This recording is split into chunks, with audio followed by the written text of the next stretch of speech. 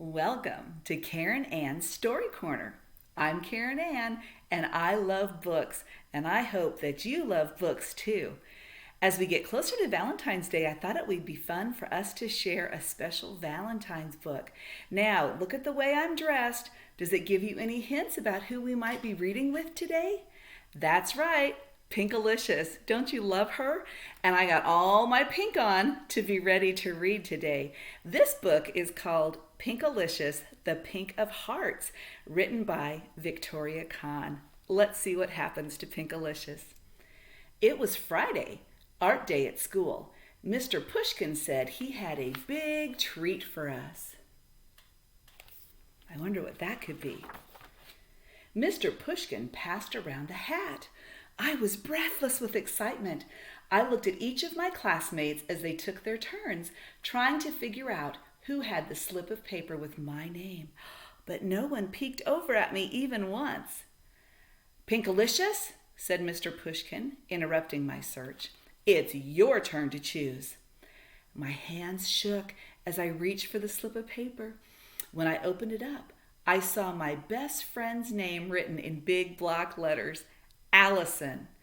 "Yes!" I squealed, just as quietly as I could. This was shaping up to be the best party ever. Not only would I make Allison the most dazzling Valentine, but I was sure to get a beautiful pink card in return.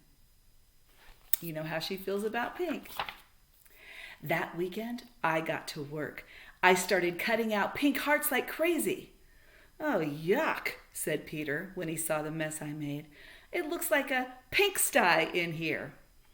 "I believe you mean it looks like a pink paradise," I said. "You want to help me, Peter? Do you think I need more hearts?" What do you think? Do you think she needs more hearts? With Peter's help, I finished the hearts in no time. Then I carefully wrote out, "Happy Valentine's Day, Allison," in great big letters and signed my name in cursive. Then I turned the Valentine over and sprinkled some special glitter all over the front of the card to make it sparkle and shine. Don't you just love glitter? I even squirted a little pink perfume to give it that extra special touch. "There," I said to Mommy and Daddy when I was all done. "What do you think?" "Pink-turesque," said Mommy. "Valentine-alicious," said Daddy. Did you even know those were words? I don't know. Those are some pretty big ones. There was no doubt about it. Allison was going to love her card.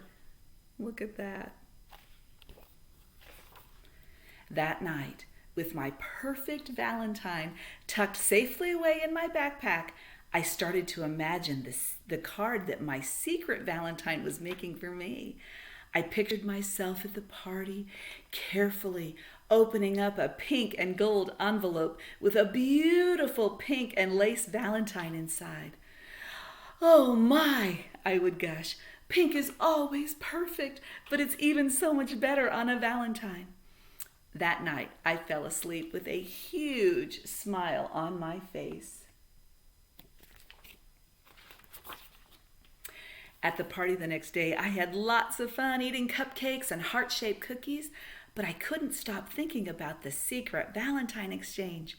I knew that somewhere in that art room was a one-of-a-kind Valentine with my name on it. I couldn't wait to see it. At last, Mr. Pushkin passed out the envelopes one by one. Allison got hers first. When she opened the card I made for her, her whole face lit up. "Oh, Pinkalicious," she said. "This is the nicest Valentine anyone has ever given me." I gave her a quick squeeze. Then Mr. Pushkin handed me a plain white envelope. It had my name printed on it, but it looked nothing like what I had imagined. I opened it up slowly. Inside was a regular piece of paper folded in half with one very small pink heart on the cover. On the back was the name of the person who had made it for me. Who do you think it was? Allison. Look at that. That's pretty different from the one that Pinkalicious made. I couldn't believe it. I had worked so hard on my Valentine for Allison, and all I got in return was something so plain and simple. It looked like it had taken her no time at all to make it. My feelings were so hurt, I didn't know what to do. I turned around so that Allison wouldn't see me. As I tried to move away, the card slipped out of my hand and fell open on the floor. And that's when I noticed something inside that I hadn't seen before. What do you think that might be? Let's find out. It was a poem that Allison had written just for me. This is what the poem says. This year I have the best Valentine. She always knows just how to shine. My Valentine is funny and smart. She really has an enormous heart. My Valentine is my best friend too. That's because my Valentine is you. Wow, I said. No one had ever written something that sweet to me before. I held the card tight against my heart. Wasn't that nice? It was the best Valentine I had ever gotten. And there she is with her best friend. Oh, boys and girls, I hope that you have a best friend or a mom or a dad or a sister or an aunt or a brother or, oh my goodness, a bus driver or somebody that you can give a special Valentine to. And maybe you'll take a chance to write a poem just like Allison did for Pinkalicious.